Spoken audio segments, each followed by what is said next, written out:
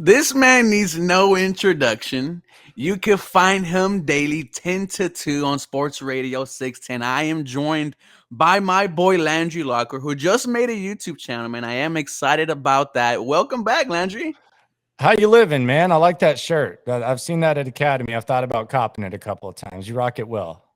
It feels good. It was about 1:30, and in the wind, it's a little bit cold, but I love it. I think Astros have some of the best merch in baseball, They man, do. Yeah, especially not even close. the, the And they team's change it doing up good. too. Oh man, it feels good if you're an Astros fan, and then not only that, Rockets start in a couple of days. Don't even get me started on that young core, but we are here because I think this Houston Texans defense has kind of exceeded my expectations. I knew they weren't going to be top 10, top 5, but I've come loving this bend don't break mentality. Two times against two very good teams, they have showed out. They were able to get to the quarterback. There was a turnover against the Broncos. But what stuck out to me is their goal line defense. And it looks like this defense finally has some umph in it that we haven't seen in a very long time. Yeah, the talent level on defense has increased. Now, I don't know. It seemed like Indianapolis kind of helped them out a little bit because Pierce dropped the touchdown, and then they decided to run Wildcat with Hines up the middle. Didn't even give Jonathan Taylor the rock, and they were kind of faltering a little bit. And then Denver is it's a bleep show with Nathaniel Hackett. But if you just look at where they were last year and where they are now, and how you feel about these guys, not just this year but moving forward, I think in the secondary they've really improved. And I was actually impressed with Derek Stingley on Sunday. I know a lot of people were frustrated. Anytime you give up a 3rd and 16, you get a couple of penalties, there's going to be some frustration. But rookie corners are going to struggle. It's going to happen. He's going to struggle. He's going to be challenged. He hadn't played ball in a couple of years. And to me, the best sequence with Stingley was when he got the pass interference inside the 5, and then they went to Sutton twice, and he forced him out of bounds on the one that was initially called a touchdown. And then on the next one, he got the pass breakup. That kind of showed the short-term memory. So I like Stingley, and I think he's going to be as good as advertised. Steven Nelson's been a real pleasant surprise as well. Nelson had the breakup on the Judy play that actually sent him out of the game, the trick play that they ran. And, I mean, he's been really, really, really good to the point where I think they might have actually been kind of targeting Stingley, which really kind of says a lot given what we said about Derek Stingley. And then at the safeties, Jalen Petrie, he's going to be a stud. And Jonathan Owens right now leads the league in tackles. So I feel good about them. And I feel good about the linebackers based on what they've given us. But we still haven't seen Christian Harris, and we still haven't seen Garrett Wallow. And those are two guys that they think the world of. Nick Caserio has gone out of his way when he's been on our station to say, how much he likes Garrett Wallow. Christian Harris was my most intriguing rookie. I'm very intrigued by the guy. Just his whole story is crazy. Going to high school on the LSU campus, plays receiver and a little bit of running back and some DB, some corner. And then he goes to Alabama and starts every game for Nick Saban. So that tells you all you need to know about his athleticism. I think that's going to be interesting. The D-line, Jerry Hughes has been as good as you could possibly expect. He's been good. And then the other guys have given you all that they can. I do worry about the ability to stop the run, but as far as feeling good about the defense, I feel very good that they addressed the defense, but let's hold off on that offense. We'll stay away from that right now. Yeah. No, I love that, that Stingley had, that short mentality, because he did get beat up by Cortland Sutton, and Sutton is a very good wide receiver in the NFL. So I love that he was able to bounce back on some plays. He also had that one where he immediately dropped Sutton for no yard gain, and you want to see that in your 3rd overall pick. You talked about how he hasn't played football in 2 years, so he's just knocking off the rust. There is nothing where I say he looks bad at all. I'm encouraged by Derek Stingley. Not only that, as you said, the secondary as a whole has been really good. Dare I say, much better than what we've seen in a couple years. I feel like we have a true, legit number 2 in Steven Nelson. I said last year that this guy is not a number 1, but he could have been number 2. We saw it in the preseason against Deebo Samuel. And then he's made some plays, the past 2 games. And then the safeties, I couldn't ask for more. We knew Jalen Petrie was going to be a stud coming out of Baylor. And Jonathan Owens fighting his way to get on the 53-man roster. Had that nice pass breakup last week. Does lead the league in tackles. That's not something that you want your safety to have. But this secondary, man, I am encouraged. Yeah, I'm very encouraged. And they seem to be very well coached. The bottom line is, you're going to have to grade on a curve with some of these guys. And I want chess pieces, guys that are going to be here in the long term. And I see some of those guys on defense. And if you're just talking about week to week, and I'm not going to sit here and say, oh, I'm going to wait till the draft next. That's not how I'm going to function early on in the season. That I would be doing my job poorly. And I think it would be a disservice to cover in a football team. But the defense and the special teams have played good enough to win games. And that's all you can ask each week. That wasn't the case very often last season, but this season, the defense, the special teams, maybe there's some kinks that you can look at on the defense. And if you want to look forward about concerns, but 2 weeks in, 2 for 2, they've played good enough to win. They've done their jobs. Now, they've done their jobs. The group that has not is this Houston Texans offense, and it starts with number 10. I've said it this whole offseason. This is his audition to show that he could be the franchise quarterback or not. And in the past 2 games, you had a chance to kind of make that statement, and you failed to. And it's not just on him. The O-line doesn't look good. We finally just saw Pierce. Pep Hamilton, really, he hasn't really impressed me at all. So this offense is interesting because this is not what we expected at all. If Davis Mills had just been average, then you're talking about at least 1 win. I don't know if it's going to be the Colts game or the Broncos game, but you're talking about just 1 win. Now, Cooks did drop the ball, but Davis has been bad. He completed 19 of 38 passes against the Denver Broncos, and the Denver Broncos are a team that was without a 2-time All-Pro safety in Simmons, one of the best corners in the league in Patrick Surtain. And it's not like you're just flinging it down the field. A lot of the balls were uncatchable. Just to put in perspective, if you go back to 2015, Brian Hoyer had 2 games where he completed 50% or fewer or lower of his passes. One was the assing in Miami, which was just a complete beatdown. And the other one was the game against Kansas City where we thought he was concussed. Osweiler only did it once. That was against the Minnesota Vikings, worst game of that season. And Deshaun Watson did it twice in his whole tenure. One time, opener against New England, 2018, one of the best defenses in the NFL at their place, and coming off a torn ACL, first game of the season where Bill Belichick has all that time to prepare for you. And the other one was the Jacksonville game where he had to take a damn bus to the game because he got so roughed up and could barely breathe. So that just shows how bad it is to complete 19 of 38 passes. And Davis Mills has to be better. And there are other areas. Like I know there's a lot of people that'll say, there's other areas. The offensive line's actually giving him the 8th most time to pass. So he has time to pass. So maybe guys aren't getting open. The wide receiver position's a concern. The running back depth is definitely a concern. And they're not getting the tight ends involved. But he's still got to be better. I'm not asking him to be Patrick Mahomes. I'm asking him to be Brian Hoyer at this point. And 2 weeks into the season, he hasn't even been Brian Hoyer. And quite frankly, I don't know that he's even been Brock Osweiler at these 2 weeks. I mean, he looked good in the first 3 quarters against the Colts. I'm not even gonna cap. He did. It's just the fourth. But how bad did he look in the fourth? How bad did he look in the fourth? I could have been out there, Landry, and sling that mug, and we would have won. Come on now. It's that bad. And then he looks bad against the Broncos. But the question that I ask is, should we be upset that he looks, bad against good teams, like the Colts and the Broncos? Because honestly, we had these pegged as losses at the beginning of the season. I did as well. It's just, to me, we know who's coming out next year, and I don't want to talk about the QBs because it's so early in the season. There's a lot.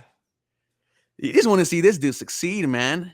And I don't know how many more chances you could ask for.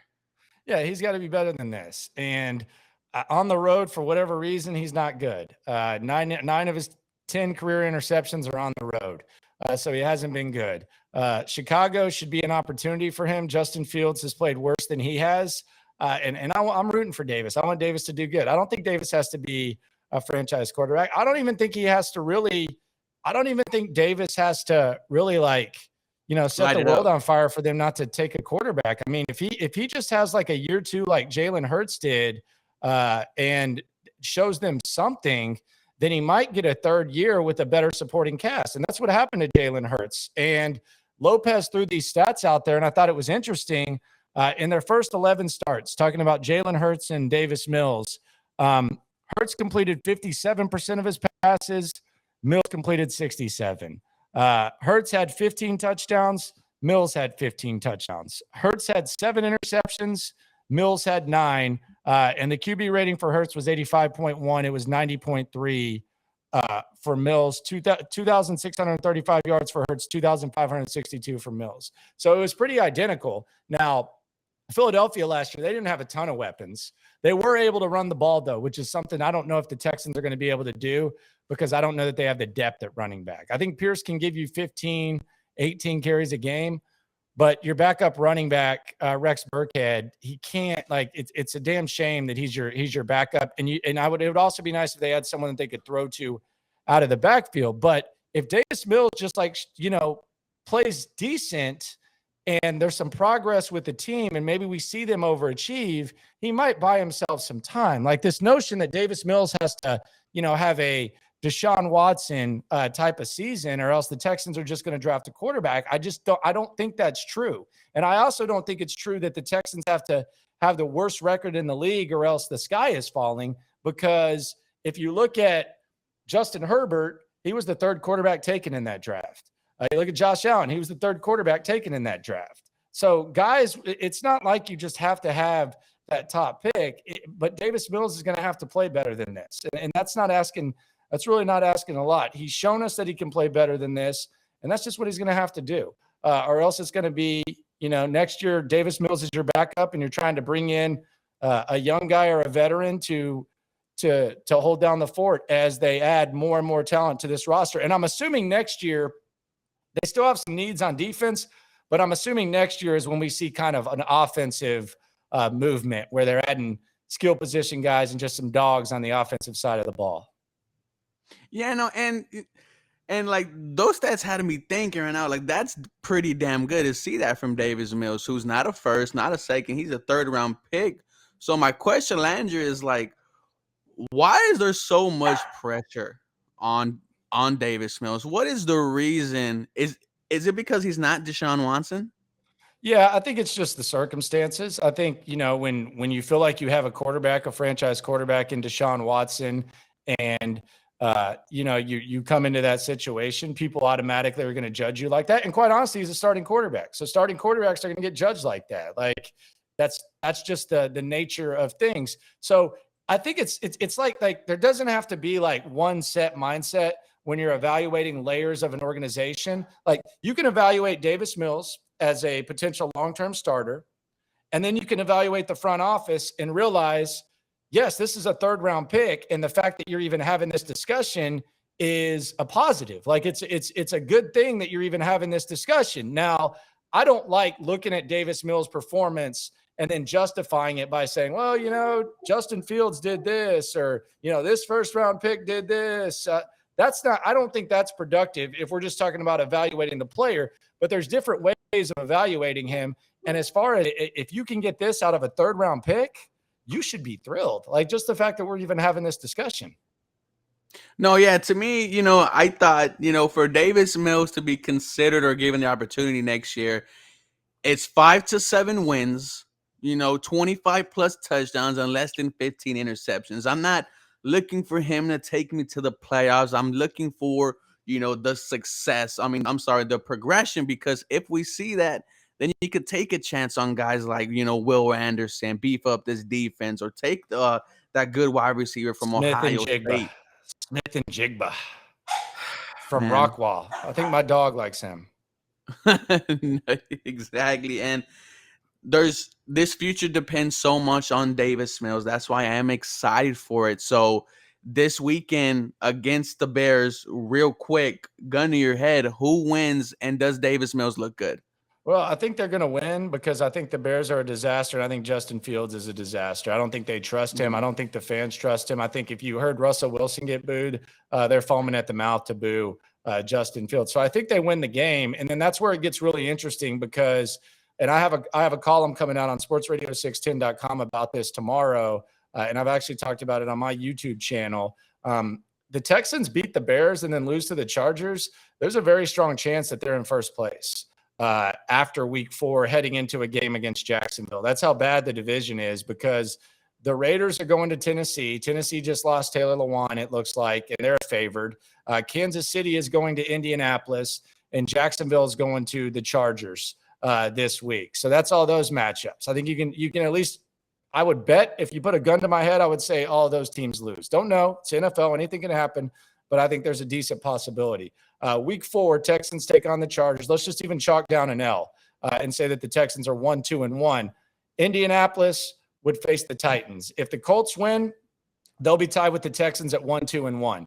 If the Titans win, then the Colts will be 0-3-1, and they will be behind the Texans, and the Titans would be 1-3. And then, oh, by the way, the Jags go to Philadelphia to take on a team that I think is really good and playing some really good ball. If they lose, they're below the Texans. So if the Texans beat the Bears this week, with the way that stuff is shaped up, how crazy this sounds and how nuts it is, the tie ends up actually kind of helping them, and they would be in first place after 4 weeks heading into a game against the Jacksonville Jaguars. So that's how crazy this situation is, and that's how much of a must-win this is. And it gets really interesting if the Texans win this game against the Bears, even if they lose to the Chargers the next week.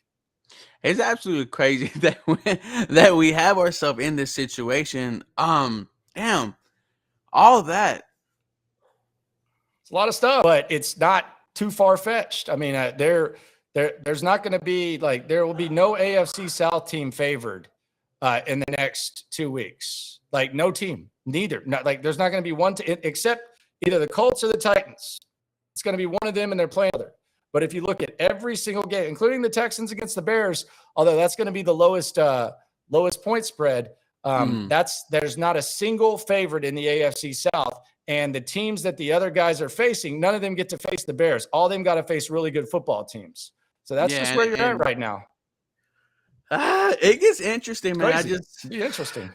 You think they're going to win? On my quarterback, dude. And, the Bears don't even throw the damn ball, So like I said, we should think they're going to win. So W, eating W's. I just hate how. Oh, man. So here's what's going to happen. If we beat the Bears, I've never seen you like this, man. Okay, so you're scared. Here's why I'm acting like this, bro. Because for the first 3 quarters, I was on cloud 9. I was saying, this is a brand new Houston Texans team, right? I'm talking about the Colts game. And the 4th quarter shot me right the hell back to earth. Last game shot me right the hell back to earth. Right. I'm now hesitant with this Houston Texans team, but that's why I think it makes it so much better. Yeah, it's the Bears. It's Eberflus, though. Eberflus has gotten, he's done a pretty good job against Davis Mills. I know we talked about the Indianapolis Colts and how they, the Texans, got beat down by him last year, and Davis wasn't very good. And, we looked at that game and said, well, he was better against the Colts this year. The defensive coordinator who gave him hell is in Chicago. So that might be another thing to keep an eye on. Now, he doesn't have the players that he has in Indianapolis, and they've made some trades, and they seem to be kind of rebuilding, but he does have experience in, preparing for this quarterback in the past. So that might be something else to keep an eye on. But look, if they can't beat the Bears, it's going to be a long season. I mean, it's going to be, it might be a long season anyways, but it's going to be a long season because the Broncos tried to give you a gift. You didn't take it, and you got to beat Chicago, and then it's going to get real fun. No, yeah. So, and then one thing I was thinking about, that's why I was so stuck, is that the tie kind of gives the Houston Texans some time, some leeway to even, like you said, if we lose against the Chargers, that's okay. You're still in first place. Get this stuff together. we haven't even talked about, offensive coordinator Pep Hamilton. I haven't thought he's done anything good besides those Jeff Driscoll, QB runs. I think he needs to get better as well. Yeah, I mean they're not putting receivers in motion, and for what I don't know if it's his call to run Burkhead as much as he did in week 1, or if that's a Caserio call. I don't know, but that was kind of interesting. I don't think he's been that bad. I mean, I think he's called a couple of touchdown plays that just he didn't get rewarded for. The flea flicker to start the second half against the Colts. If Mills puts that on the money, that's a touchdown. That's an easy touchdown, and they end up winning the ball game.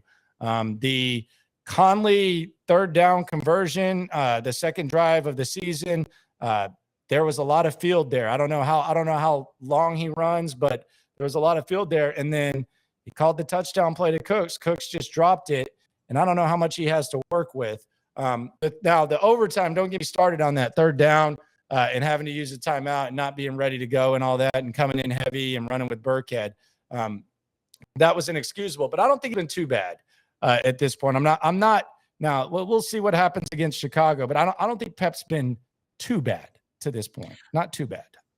I think the one thing I like is that they make adjustments, right? Week 1, it was you didn't give the ball to number 31 enough. And then the first offensive drive, everything was scripted for number 31. So hopefully against the Bears, it's, attacking, the secondary and getting Davis Mills into a rhythm, because during the Colts game, it was play action, play action, play action, 8-9 straight completed passes. I think we need to find that, that balance between Dameon Pierce and, Davis Mills. That's just a problem that this OC Pep has to deal with. I mean, if they had a backup running back, it'd be nice too. And that's going to be the biggest thing that Nick Caserio is going to have to answer for is you ignored it. You ignored it. You didn't take it serious. And one of the things that a quarterback could use when you don't have receivers is maybe a guy out of the backfield that can catch the rock. Maybe a guy out of the backfield that can, maybe get a carry in a one possession game in Denver, or a guy that actually warrants getting one carry, and he didn't do that. And I know that this isn't New England, but in New England, they were using young guys and they were getting them in space, and they were using an array of backs. And that's one of the things that I thought they did best, whether it was James White, whether it was Danny Woodhead, whether it was Ben Jarvis, Green Ellis when he was young, LeGarrette, they brought him in. They actually took it serious. And for whatever reason, he gets to Houston. He tries to bring Marlon Mack from the dead after an Achilles injury, and he has Rex Burkhead, who's his second best running back. It seems like it's an easy thing to do. You just got to pay attention to it and work the waiver wire, and he hasn't done it. And it's a damn shame, because of all the teams that could use some running back depth, it would be the Texans, because Dameon Pierce is not a workload back. He's not. He might become one, and we can pretend that we think he can do it, but Dameon Pierce has had 15 or more carries 3 times in the last 4+ years of football. Twice at Florida, once here. He's had double-digit carries 7 times heading into the season at Florida. Now, is Dan Mullen an idiot? Maybe, but he hasn't done that. And just like how Williams in Denver had Melvin Gordon, taking 10 carries in the game and maybe giving him a little bit of a breather, or coming in fresh when the defense is tired. A guy who scored, I think, 8 touchdowns in 6 years or something like that. Mm-hmm. I might be off on that, but there's no excuse to have Rex Burkhead as your backup running back. I mean, it's embarrassing. It's bad enough that he got all the touches he did week 1, but when your backup running back doesn't even warrant getting 1 carry in a game like the one we saw Sunday, that's bad. That's a real problem. And look, I think Rex is a fine player to be on the team, but if he's by far your best back like last year, it's a problem. If he's your second best back this year, when you actually have a chance to win games, that's even more of a problem. And that's something that Nick Caserio should have taken a little bit more serious. And I hope he does next year, because there's a lot of really good backs, and start pairing guys with Dameon Pierce so that you can run the ball and maybe throw it to him whenever your quarterback doesn't have receivers that can get open. If I could add on to that, when the John Mechie news hit, we were, still in the early, stages of, training camp and the off season, where we could have brought in a wide receiver and got that time to develop with Davis Mills, and we didn't do that. Yeah, and Metch had a torn ACL. Like, they didn't draft John Mechie to immediately contribute. Like, I think there's a strong chance that even if Metch hadn't gotten leukemia, that maybe he might be out. He might be out the first 6, first 8 weeks. Who knows? Like, they didn't bring him in to immediately contribute. I thought that even with the Metch pick, like bringing in James Cook, who can work the slot, and another running back that can carry the ball, along with, I said take 2 running backs. Hell, I wanted him to take a running back in the second round back in the day. They're the best. It's the best way to go. Like, I don't know why people are, look around the league. Like, everyone has like a second round running back. They have other running backs. Like, you got to take it serious. Like, this year, I wouldn't mind them using one of the firsts on it. Like, if Bijan Robinson's there with the Cleveland thing, you can put him in the slot. You can put him in the backfield. A-Chain out of A&M. You can use these guys in a lot of different ways, and they're going to help you immediately. So I'm hoping that that's something they do. I'm hoping they take it serious, because, again, it's a damn shame that the wide receivers I don't fault you for. Like, sometimes you can't get elite wide receivers, and that's fine. You got to wait. So maybe next year they'll draft a wide receiver. Maybe the year after they'll figure something out. That's fine. But how do you make up for your flaws there? Well, maybe having some running backs that can catch the ball, maybe having a running back that can carry the ball in a one-possession game, it might help, and it's easy to do. And for whatever reason, they just wanted to roll with Rex Burkhead or Marlon Mack. Like, pray that Marlon Mack comes back from a torn Achilles and doing nothing and being the third best running back on his team, and is somehow able to tote the rock. It's just kind of silly to me. I think it's. I don't want to call it malpractice because I like Caserio. I don't like the way he handled that at all. Could you imagine if Mark, Matt, because he just got activated to the active roster. Imagine he goes out and has a 100-yard game with San Fran. That would be absolutely crazy. Well, that's the other thing. Like, is he better than Rex Burkhead? I don't know. Like, I was watching him at camp, and I mean, he looked okay. And then, in the season, he looked bad. But, I mean, I wonder if he just said, you're not going to put me on the practice squad behind Rex Burkhead. Like, that's just not, I'm not going to do that. But who knows? We'll see. It's going to be tough to completely run the ball when you only got one guy who's really, really capable. And he hasn't really, been a workload, a full workload back. And we haven't even seen Dario get a carry. Like, he's playing special teams. So I don't know what they do there. Do they all of a sudden trust him if something goes down? I thought he was running pretty damn good in the preseason. Like, to me, I thought 33, like, if you just, told me to go watch preseason and watch training camp and list who the best running backs were, 33 probably would have been the second best. But we haven't even seen him touch the ball. We've seen him make tackles on special teams, but we haven't even seen him touch the rock, man. When do you think we see Tyler Johnson? I don't know. Maybe soon. I'm not sure. I know he can play special teams, so that might help him. I know he's willing. He was going to play special teams in Tampa Bay. I have no idea when we'll see him. Hopefully soon, because they could use some help. I think Chris Moore might be the second best receiver at this point, and that's crazy. Over Nico? Maybe. I mean, I don't know. I mean, I don't know. I don't know how good Nico is. We keep saying, you got to get Nico opportunity. Right, man. Well, but think about this. We always say that, like, we were saying that about like Jalen Camp, and like we've said this about like all kinds of guys that eventually they just don't. They just don't. Jalen Strong, remember him? Jalen Strong, I meant. Yeah, Jalen Strong, not Camp. I said Strong. Jalen Strong. Like Keyshawn Martin.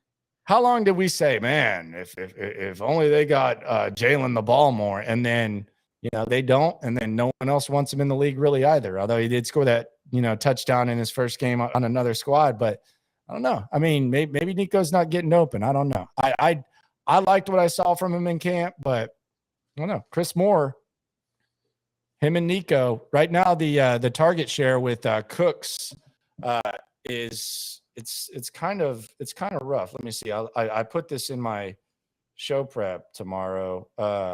Yeah, Cooks has 22 targets. All other receivers have 19.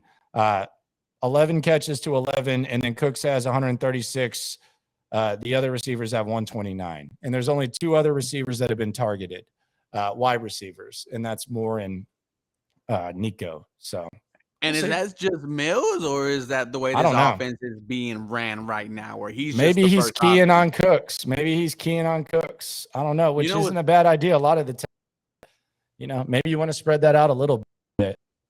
What's crazy is, in just a matter of weeks, we're very excited about the young core: Mills, Nico, Brevin. Right, those were the first three. Now, when it's the middle of week 2, and Brevin Jordan just absolutely just has not done anything. Nico disappeared against the Colts, have some showing against the Broncos, and Mills just hasn't produced yet. So it's kind of funny how that angle has shifted in just a matter of 2 weeks. Yeah, and maybe Nico is the number 2. I'm just saying, like, my whole point is, like, maybe he's not what we want him to be. Mm-hmm. Maybe he's just a good NFL receiver and not like a legit number 2. Maybe he's It's a Chris possible. Moore. Maybe. I mean, Chris Moore, he did have 3 catches and averaged like 70 yards against Ohio State. He had like 3 touchdowns, like 200 and whatever yards. It was nuts. I didn't even know that till this year when we had him on. But yeah, I mean, just the fact that we're even having this discussion kind of tells us where we're at as a wide receiver. Landry, before I go, you just started a YouTube channel, man. Tell me more about that, because I've listened to the first couple episodes, and it's a refresher. It's good. It's real. It's solid, man. And I think the fans are going to like that. Yeah, I appreciate it, man. I'm trying to be like you, man. I got in the YouTube space, Landry Locker, the locker room, subscribe, spread. It'll be daily. We talk to the players every week. We're at every game. We're in the locker room. We listen to every word the coach says. We're on the flagship, but we're allowed to give our opinions and cover the squad to the best of our ability. And we cover all Houston sports, whether it's Stros, Rockets, etc., college football. It's going to be fun, and I'm just happy to be in this space. No smoke. Just wanna enjoy the space with all you fellas, man. Not only that, you just entered the scene, and you might be already the most plugged in. So fans definitely tune into this. I've been listening to Landry for the past 2 years, so excited to see you grow, man. Y'all let us know how this Texans are going to do. Do you like the defense? What's wrong with the offense? As always, guys, go Texans. You guys have a very blessed day. Landry, thank you for coming on, man. Real quick, what is that picture up there over your right? I always watch your videos, and I'm like, is that like the anime that the kids are into now? What are we doing here?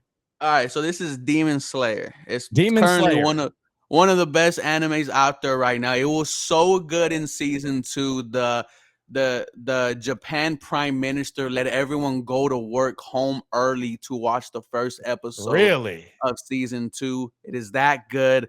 I'll give you my hold on, like, you have Netflix. The first season is on it. It's only 22 Man, I can't watch episodes. anime. You know me. I'm closed-minded like that. I can't watch anime. I respect the Young Listen, Bucks watching it. I can't watch it. I was too, man. But then you Can't just do see it. some of the shit that goes on, and you're like, wow, wow. And then you get hyped up, right? Like they're getting their ass beat, and then they get back up, and somehow they pull it off. You're What do you thinking, mean somehow? that's It's a cartoon. that's Of course they me. pull it out. But yeah, but you don't know that, bro. At the heat of the moment, that dude's getting his ass beaten to the ground, and you're crying, thinking he's gonna die. It is over, and then a crazy ass flashback happens. But check it out, man. It's only 22, minutes an episode, and it will start you off. Another All good right. one, Attack on Titan. That one's like 100 people die every episode. That's Man, crazy. I'm watching like Bravo TV, like reality TV or sports. That's all I watch. You know what show I my won't girl try to has sell me you on that. watching? What she got Um, you watching? it's 90 Day Fiance, but it's 90 Day after. Fiance. Yeah. But it's Yeah. after, like, they follow this couple, and Yeah. she's dating some dude from the Dominican, and then the Yeah, I've seen son's that. dating some dude. Good It's show. it's crazy. You need to check out Love After Lockup. It's off the chain. There's a couple in Love Houston. After It's nuts. Lockup. Love After Lockup. Your girl will like that too. Binge it. I'm in love with a I think we mama's watched boy. like 60 episodes. What? I'm in love with the mama's boy. You watch that? I've seen that. That's Oh rough, my man. god. That's How awkward, can you man. call yourself a man I feel bad for those women. and you buy your mom lingerie? You do Yeah, that. I That's what saw the that. guy That did. was rough. That was rough. All right, Landry, man. All It was right, bro. good talking to you, bro. Appreciate you, man.